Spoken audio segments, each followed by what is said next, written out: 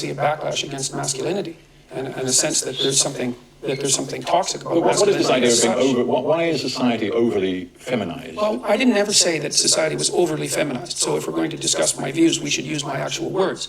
I believe that there's a danger in our society at the moment of making the assumption that our culture, for example, is a tyrannical patriarchy, which it is in some small part, and that any active engagement on the part of young men in particular is indistinguishable from an unacceptable power and dominance drive, which I don't believe. But surely all of that is inappropriate and incorrect. If much of the power and authority over a very long historical period is lain with men, isn't it only inevitable that some men will get a little hacked off when women are given a stab at something approaching equality? Well, they always miss the point where it's not all men. It's elite, wealthy men.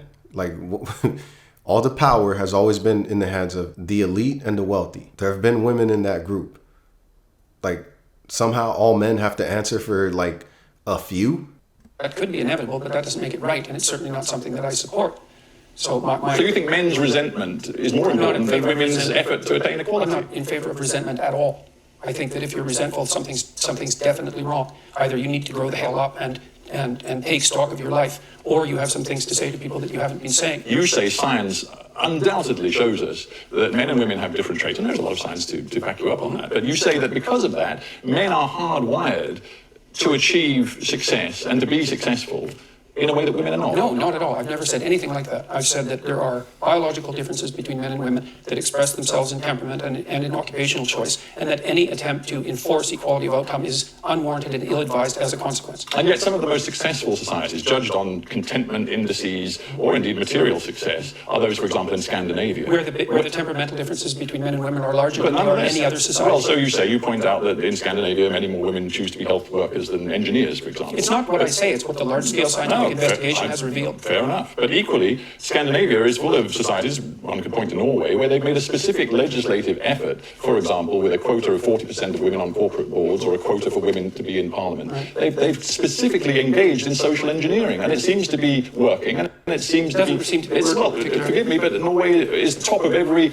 contentment index that we see across the world. Well, okay, so first of all, Norway has plenty of oil money, which is definitely contributing to that. And second, it depends on what you mean by working. There's no evidence, for example, that the legislation that was designed to increase the number of women on boards has produced any movement whatsoever in the number of women who hold managerial and administrative positions in Norway. The theory was that as societies became more egalitarian, that men and women would become more the same. But that isn't what's happened.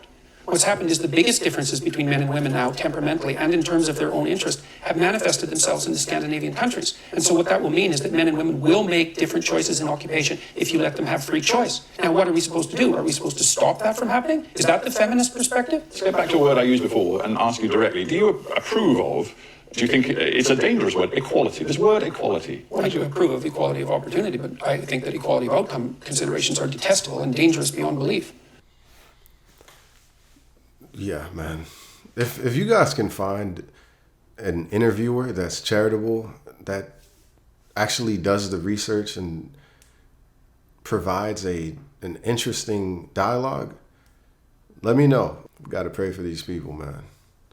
Look, anyways, that was the video. Let me know what you guys think. Make sure to like and subscribe. Comment below if you agree or disagree.